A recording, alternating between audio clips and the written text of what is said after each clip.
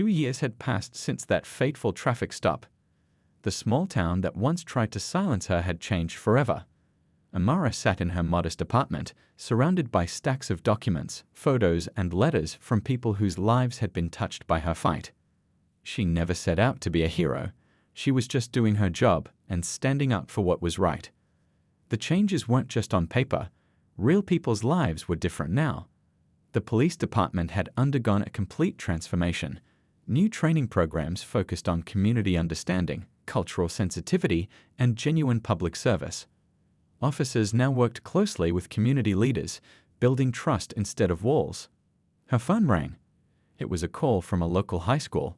Would she come speak to the students about leadership and social change? Amara smiled. These were the moments that mattered most. In the classroom, rows of young faces looked up at her. Some were black, some white, some mixed, all curious, all hungry to understand. She didn't come with a prepared speech. Instead, she shared her story, raw and real. It's not about being perfect, she told them. It's about being brave enough to speak up when something isn't right. The students leaned in, hanging on her every word. A young girl in the front row raised her hand. "Were you scared?" she asked, her voice barely above a whisper. Amara paused. "Terrified," she admitted. "But fear doesn't stop you. It shows you what matters most." Her work had sparked a national conversation. Police departments in other states began reviewing their practices. Training programs were being rewritten. Community oversight boards became more common. It wasn't just about one town or one incident anymore. It was about real, lasting change. But the road wasn't easy. There were still challenges, still resistance. Some people preferred the old ways, the comfortable silence that had protected racism for generations. Amara received hate mail, threatening messages. But for every negative message, there were dozens of letters of support. She thought about her parents, how they had taught her to stand tall, to fight with dignity. Her father, a postal worker who had faced his own share of discrimination, would often say, "Change doesn't happen by staying quiet." Her mother, a school teacher, had shown her that education was the most powerful weapon against ignorance. Now, Amara worked with organizations that provided legal support to victims of racial discrimination. She wasn't just an FBI agent anymore. She was a bridge builder, a hope carrier. Some evenings, she would walk through the town that had tried to break her. People would wave, stop to chat. The same streets that once felt hostile now felt like home. Children played in parks where tension used to simmer. Community events brought people together, not as separate groups, but as neighbors. The officer who had arrested her, he was no longer on the force. But Amara didn't celebrate his downfall. This wasn't about punishment. It was about understanding, about creating a system that worked for everyone. Her work had taught her that real change happens slowly. It happens in conversations over coffee, in classrooms, in community meetings. It happens when people listen to each other, really listen. At night, she would sometimes look through the letters she'd received.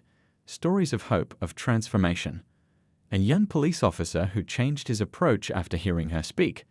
A community that started dialogue instead of conflict. A family that found healing. These were the victories that mattered. The fight wasn't over. It would never be over. But now, people understood that they had a choice. They could remain silent, or they could speak up. They could look away, or they could look closer. Amara chose to look closer. As the sun set outside her window, she picked up her notebook. There were more stories to be told, more bridges to be built, and she was ready. #True Life Story, a fight for justice. Part 1. The unexpected encounter. Special Agent Amara Matthews, a rising star in the FBI's counterterrorism division, was driving through a small town in rural Georgia after completing a sensitive undercover operation. Her crisp Navy suit and FBI credentials were tucked away in her briefcase, and she was looking forward to a moment of peace after weeks of intense investigative work. As she approached a routine traffic stop, she had no idea her life was about to change forever.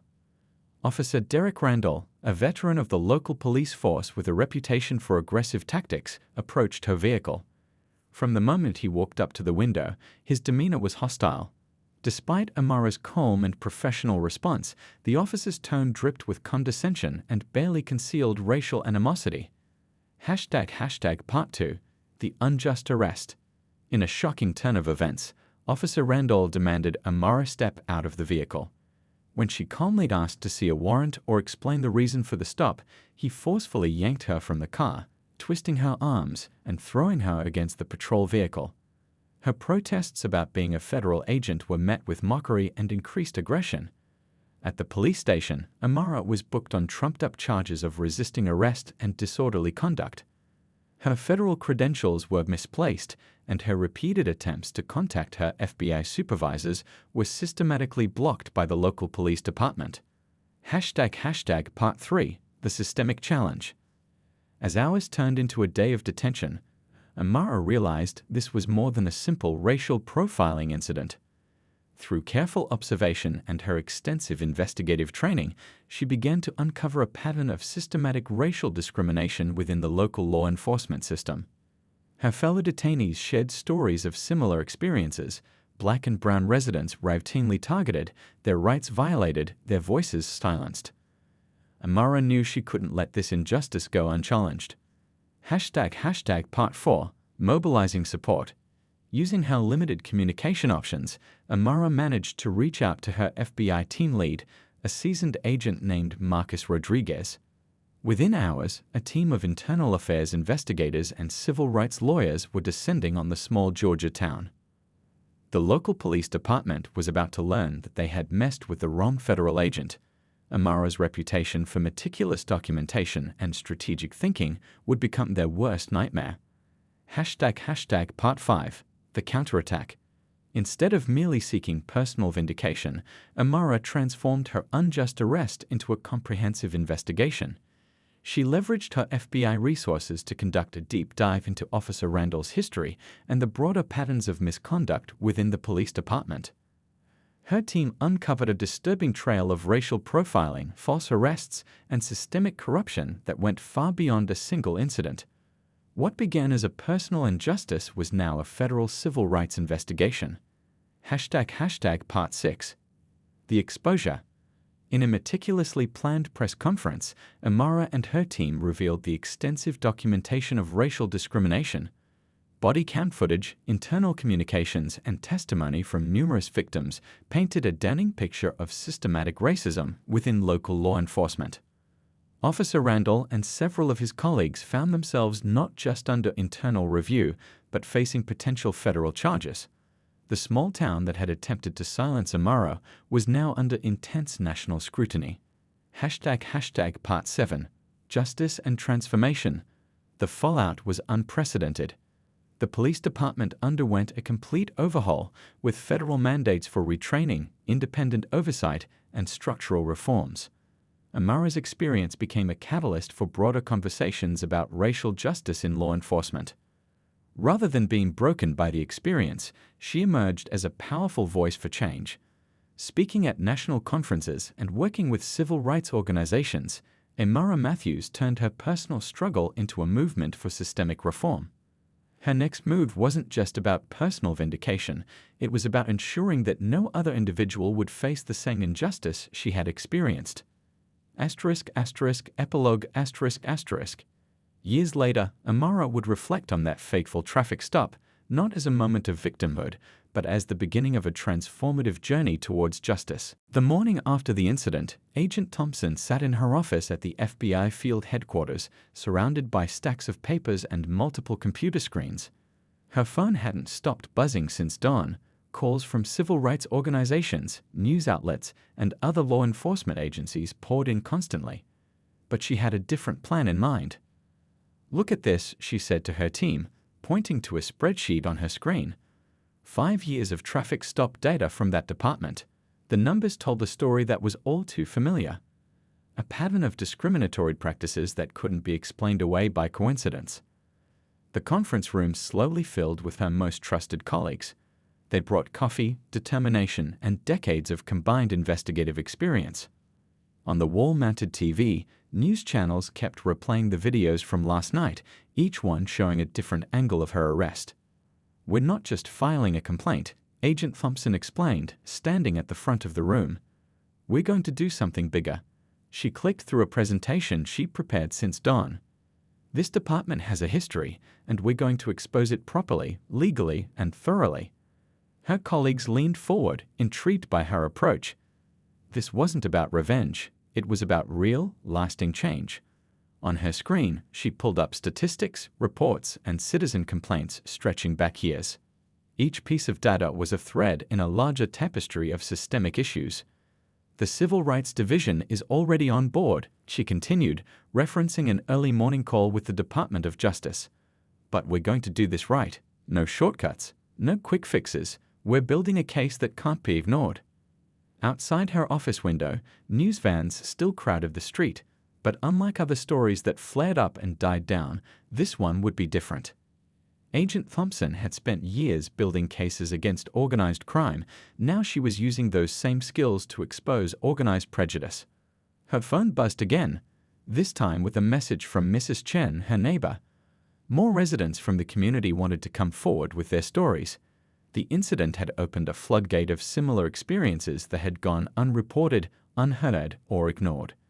"We need to review every body camera recording," she instructed her team. "Every dashcam video, every citizen complaint." She pulled up another document on her screen. "And we need to look at their training programs, their policies, their supervision structure." The team spread out across the conference room, each taking a different aspect of the investigation. Some began analyzing traffic stop data, others started reviewing body camera footage. The room hummed with purposeful energy. This wasn't just another case, it was a chance to create real change. "Remember," Agent Thompson said, standing by the window, "this isn't about one officer or one incident. We're looking at the whole system." She watched as more news vans parked outside. "And we're going to fix it the right way." Throughout the day, more evidence poured in. Community members sent in video clips from previous encounters. Former officers reached out with their own stories. Each piece added to the growing picture of a department in need of fundamental reform. By late afternoon, the team had uncovered a pattern that couldn't be ignored. Traffic stops, use of force incidents, citizen complaints, all pointed to systematic issues that went far beyond one officer's actions. Agent Thompson stood at her whiteboard, connecting dots that had been waiting years to be connected. "This is how we make real change," she told her team as they reviewed their findings. "Not with anger or revenge, but with evidence, with facts, with a case so solid it can't be dismissed." She pointed to the data they'd gathered. "This isn't just about last night anymore. This is about making sure it never happens again to anyone." The sun was setting again as Agent Thompson reviewed their progress. In just one day, they'd gathered more evidence than most investigations collect in a week. But more importantly, they'd created a blueprint for systematic change, one that could be used by other communities facing similar issues. On her desk, next to her FBI badge, sat a growing stack of witness statements. Each one represented a voice that had gone unheard, a story that had gone untold. But now, thanks to one officer's mistake, these stories would finally lead to action. As she prepared to head home, Agent Thompson looked at the news vans still parked outside. Tomorrow, they'd begin the next phase, turning all this evidence into action. The path ahead would be challenging, but she knew this was how real change happened, not through quick fixes or angry reactions, but through careful, determined work to fix the system itself. The story was spreading rapidly across social media, but this was just the beginning. In her mind, Agent Thompson was already mapping out the next steps, the investigations, the reforms, the training programs that would need to be developed. This wasn't about revenge, it was about transformation, and she was perfectly positioned to ensure that this time, real change would follow. The next hour unfolded like a scene from a movie, but for everyone involved, it was intensely real. The FBI agents who arrived on scene moved with quiet efficiency, their presence transforming the atmosphere of the suburban street. The neighbors watched as the power dynamic shifted dramatically before their eyes. "Release her immediately," the lead FBI agent commanded, his voice carrying the weight of federal authority. He held up his own credentials, which Officer Wilson examined with far more respect than he'd shown Agent Thompson's. The contrast wasn't lost on the watching crowd, many of whom were still recording. Inside the patrol car, Agent Thompson could see the police chief arriving in his personal vehicle, shirt slightly wrinkled as if he'd rushed from dinner. His face grew increasingly concerned as he absorbed the scene. Multiple police cars, dozens of witnesses with phones, FBI agents, and one of their own officers having just arrested a federal agent. The car door finally opened and another agent carefully helped Agent Thompson out. The handcuffs were removed, leaving red marks on her wrists that would be photographed later as evidence. She rolled her shoulders, straightening her jacket with dignity as neighbors applauded. "Are you okay?" the police chief asked, his voice carrying a mix of concern and damage control. "I want you to know this isn't how our officers are trained to behave." But Agent Thompson's attention was elsewhere. She was watching Officer Wilson, who was now being questioned by his superiors and FBI agents simultaneously. The young female officer who had arrived as backup approached cautiously. "I'm so sorry," she said quietly. "I knew something felt wrong about this." Agent Thompson nodded, noting how this officer, at least, seemed to understand the gravity of what had occurred. Phones buzzed throughout the crowd as the first social media posts began circulating. Mr. Rodriguez, the local news station employee, was already giving a live interview on his phone. "Yes, right here in our neighborhood," he was saying. A respected FBI agent treated like a criminal in front of her own home. The police chief tried again to manage the situation. "We can handle this internally," he suggested, glancing nervously at the growing media presence. Local news vans were already turning onto the street, their satellite dishes visible above the trees. There's no need for this to become a bigger incident. But Agent Thompson had already made her decision. Years of working federal cases had taught her to recognize moments that could create real change. This wasn't just about one traffic stop gone wrong. It was about a pattern that needed to be exposed and addressed. "Chief," she said, her voice clear and professional, "this stopped being a minor incident the moment your officer refused to check my credentials. But what happens next isn't about punishment, it's about reform." She paused, letting her words sink in. "I'll be filing a formal complaint, but I'm more interested in working with your department to prevent this from happening to anyone else." The neighbors had grown quiet, listening intently. Even the children who'd been whispering among themselves fell silent, sensing the importance of the moment. In the distance, more news vans were arriving, their lights adding to the surreal glow of the evening. Inside her house, Agent Thompson's phone was already filling with messages. The FBI director himself had been notified. Her colleagues were sending support and offers to help. But she was thinking bigger, thinking about how to turn this moment into a movement. "We need to document everything," she told her fellow agents. "Every witness statement, every video, every detail." She looked around at her neighbors, many of whom were still recording. "This isn't just my story, it's everyone's story who's ever faced this kind of treatment without having a badge to protect them." The police chief's face showed he understood the gravity of the situation. This wouldn't be swept under the rug with an apology and a handshake. Officer Wilson stood by his patrol car, his earlier arrogance replaced by the realization that his actions would have consequences beyond anything he'd imagined. As the night deepened, the scene slowly transformed. News reporters conducted interviews on front lawns. FBI agents gathered evidence and statements. Neighbors shared their videos and stories, and at the center of it all, Agent Thompson stood tall, already planning how to use this incident to create lasting change in law enforcement. But Agent Thompson remained calm in the back of the patrol car, knowing this moment would become much more than just another story of prejudice. It would become a catalyst for change, a turning point in the ongoing conversation about law enforcement reform. And she was already planning how to ensure this incident wouldn't be forgotten or brushed aside like so many others before it. The cold metal of the handcuffs bit into Agent Thompson's wrists as Officer Wilson secured them, perhaps a bit tighter than necessary. The growing crowd of neighbors gasped collectively. The sound carried clearly through the quiet evening air. The same street where children had been riding bikes just hours earlier had transformed into a scene of injustice that would soon catch national attention.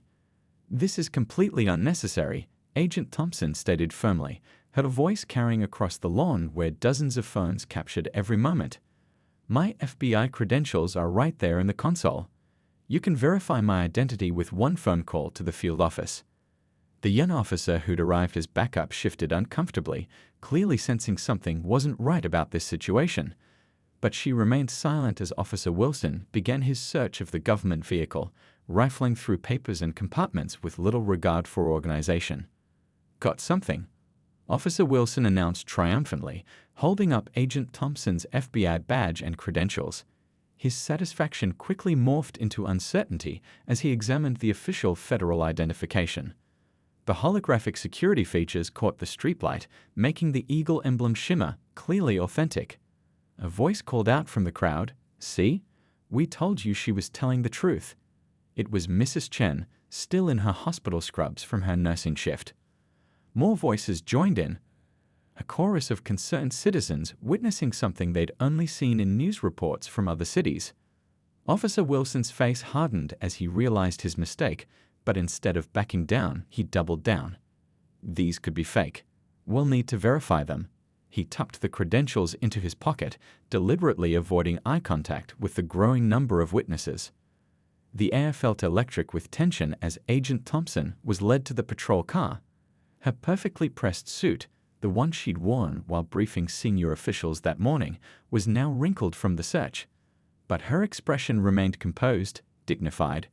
She'd been trained to handle high-pressure situations, though she never imagined using those skills during an unjust arrest in her own neighborhood. "Call the field office," she called out to the neighbors as she was placed in the back of the patrol car. "Ask for the special agent in charge." She knew her colleagues would be arriving soon, and this situation would take a very different turn. Through the patrol car window, she could see the neighbors clustering together, many already on their phones. Mrs. O'Connor, the retired high school principal, was gesturing animatedly while talking into her phone. Mr. Rodriguez, who worked at the local news station, was already doing a live stream of the incident. Inside the patrol car, Agent Thompson took slow, measured breaths. The back seat smelled of plastic and cleaning solution, and the partition between the front and back seats created a fishbowl effect. She could see Officer Wilson outside, now engaged in a heated discussion with his colleagues. The younger female officer was pointing at the FBI credentials, her body language suggesting she was arguing for their authenticity. More police cars arrived, their lights creating a disco effect on the peaceful suburban homes. The neighbors' kids pressed their faces against bedroom windows, watching the scene unfold. It was the kind of moment that would stick with them, shape their understanding of justice and injustice in the world. Agent Thompson closed her eyes briefly, thinking about how this moment would ripple out into the world. She could already envision the news headlines, the social media storms, the departmental investigations that would follow. But more importantly, she saw an opportunity. A chance to create real, lasting change in a system that desperately needed it. The radio in the police car crackled to life. "Unit 47, be advised, we have FBI agents en route to your location." The dispatcher's voice carried a note of urgency that made Officer Wilson's head snap up. He walked back to the patrol car, his earlier confidence visibly shaken. Through the window, Agent Thompson could see her neighbors recording everything, documenting every moment of this incident. Mr. Chen was comforting his teenage daughter, who was crying at the sight of someone she looked up to being treated this way. The O'Connors were on their phones, presumably calling every contact they had in local government. The temperature seemed to drop several degrees as two unmarked federal vehicles pulled up to the scene, their government plates clearly visible. Several FBI agents stepped out, their expressions serious as they surveyed the scene. Officer Wilson's face paled as he realized the full magnitude of his mistake. The scene had transformed from a quiet evening in suburbia to what felt like a moment frozen in time, a moment that would soon be watched by millions, discussed in training rooms, and used to push for real change. But for now, Agent Thompson stood quietly, her mind already formulating a plan that would turn this humiliating experience into something much more powerful than Officer Wilson could ever imagine. The tension in the air grew thicker as Agent Thompson stood beside her car, streetlights now fully illuminated in the growing darkness. The neighbor's dog barked in the distance, and somewhere a child called out to their parent to come see what was happening. More phones were recording now, their small lights dotting the growing crowd of onlookers like fireflies. "I'll show you my credentials," Agent Thompson said calmly, gesturing toward the car. "They're right there in the center console." Her voice remained steady, professional, the same voice she used when dealing with difficult situations at work. Years of FBI training had taught her how to handle high-pressure moments, though she never expected to use those skills during a simple drive home. Officer Wilson's response came sharp and quick. "Don't move." His flashlight beam never wavered from her face, creating harsh shadows that made it impossible to read his expression clearly. Backup is already on the way. A small group of neighbors had gathered on the Browns' front lawn across the street. Mrs. Brown, still wearing her gardening apron, whispered something to her husband. Their teenage son held up his phone, making sure to capture everything. "Officer," Agent Thompson tried again, maintaining her composure. "I understand you're doing your job, but I am a federal agent. This is a simple misunderstanding we can clear up quickly." She could hear sirens in the distance, growing louder. This situation was escalating far beyond what it needed to be. 2 more patrol cars rounded the corner, their lights painting the peaceful suburban scene in alternating flashes of red and blue. The original tension multiplied as additional officers stepped out, hands resting on their weapons. The neighbors' whispers grew louder, and more phones appeared from surrounding houses. "She's telling the truth," called out Mr. Chen from his driveway. He'd seen Agent Thompson countless times, showing her badge as she left for work in the morning. "She's FBI. I'm her neighbor." But his voice was lost in the commotion as the backup officers approached. Officer Wilson's demeanor shifted subtly as his colleagues arrived, his stance becoming more rigid, more authoritative. "This woman claims to be FBI," he announced to the arriving officers, his tone dripping with skepticism. "Says her credentials are in the car." One of the new officers, a younger woman with her hair pulled back tightly, stepped forward. "Ma'am, we've had incidents of people impersonating federal agents in this area."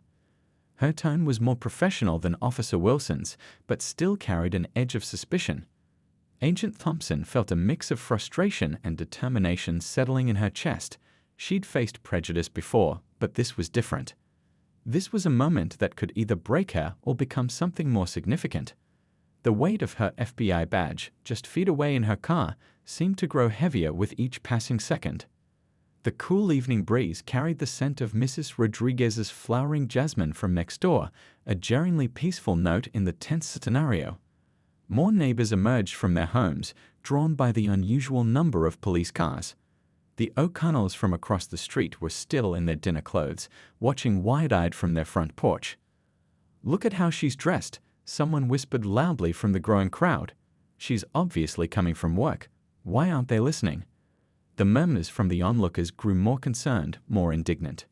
Agent Thompson's mind raced through her options. She could feel the situation balancing on a knife's edge. One wrong move, one burst of justified anger, and things could go terribly wrong. But she also knew that this moment was bigger than just her. Every second was being recorded, every interaction captured. This wasn't just about one traffic stop anymore, it was about a system that needed to change. The younger officer stepped closer, her hand also resting near her weapon. "We're going to need you to put your hands behind your back while we verify your identity." The words fell heavy in the evening air, each one adding another layer to what was quickly becoming a textbook case of prejudice in action.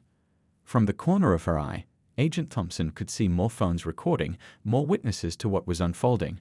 She thought about all the similar incidents that hadn't been recorded, all the times when there hadn't been neighbors watching and recording.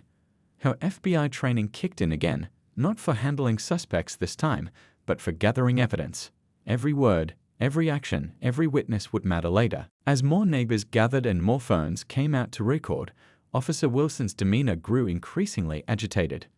The scene was set for what would become one of the most talked about incidents in law enforcement history, though neither of them knew it yet. And it all started with a simple traffic stop on a quiet suburban street, just as the sun was setting on what should have been just another ordinary day. The sun was setting over Pine Ridge Avenue as Special Agent Thompson checked her watch, 7:45 p.m. Another long day at the FBI field office was finally wrapping up. She'd spent hours reviewing case files and coordinating with her team on a major fraud investigation. Her dark blue sedan moved smoothly through the peaceful suburban streets, the kind of neighborhood where kids usually played freely on front lawns and neighbors chatted over garden fences. The radio played softly in the background as she thought about stopping by her mom's house for dinner.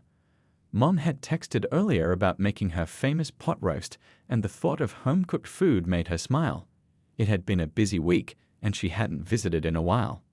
That's when the flashing lights appeared in her rearview mirror, painting the interior of her car in alternating bursts of red and blue. Agent Thompson furrowed her brow, mentally reviewing her driving. She hadn't been speeding. The cruise control was set precisely at the limit. Her tags were current, and all her lights were working. She just had the car serviced last week. Following standard procedure, she turned on her interior lights and placed both hands on the steering wheel, clearly visible. As a federal agent, she knew exactly how traffic stops should go. Her FBI credentials were in the center console, right where they always were. The police cruiser parked about 6 feet behind her, and in her mirrors, she could see Officer Wilson step out. He was a tall man with broad shoulders, his hand resting casually on his belt as he approached. The beam of his flashlight swept across her back window, then her side windows, before finally settling on her face. "License and registration," he barked, without any greeting. His tone was sharp, unnecessarily aggressive for a routine traffic stop. Agent Thompson noticed he kept his other hand hovering near his weapon, despite her calm demeanor and professional appearance. "Good evening, officer," she replied politely, maintaining her composure. "I'm going to reach for my credentials now. I'm actually a federal agent." She moved her right hand slowly toward the center console. "Stop right there." Officer Wilson's voice rose sharply. "Keep your hands where I can see them." The flashlight beam never wavered from her face, its harsh glare making it difficult for her to see his expression clearly. "Sir, I'm just reaching for my FBI credentials," she explained calmly, her years of training kicking in. She could feel her heart rate picking up, but her voice remained steady. This wasn't her first experience with prejudice, but something about Officer Wilson's demeanor sent warning signals through her mind. "Yeah, right," he scoffed. "Do you know how many people try to pretend they're law enforcement? Step out of the vehicle. Now." A few houses down, she noticed curtains moving. Neighbors were starting to watch. Someone had taken out their phone and was recording. Agent Thompson took a deep breath, knowing the next few moments would be crucial. She'd handled delicate situations before: hostage negotiations, undercover operations, high-stakes interviews, but this was different. This was personal, and yet she knew she had to stay professional. The cool evening air hit her face as she carefully opened her door. Her suit jacket, standard FBI attire, was crisp and professional. Her badge was just inches away in the console, but Officer Wilson had already made up his mind about who she was, or rather, who he thought she was. As she stood up, straightening her jacket, she could hear more car doors opening down the street. Neighbors were emerging from their homes, drawn by the commotion in their usually quiet neighborhood. The sun had nearly set now, and the patrol car's lights created an almost theatrical scene on the peaceful suburban street. Little did Officer Wilson know, this traffic stop would soon become much more than just another example of prejudice. It would spark a chain of events that would reshape an entire police department and become a catalyst for change across the country. But for now, Agent Thompson stood quietly in the growing darkness, her mind already working on what would come next. The air felt thick with tension as she watched Officer Wilson's face, noting every detail, every word, every action. Her training had taught her to be observant, and now those skills would serve a different purpose. This wasn't just about one traffic stop anymore, it was about something much bigger, and she was already thinking several steps ahead.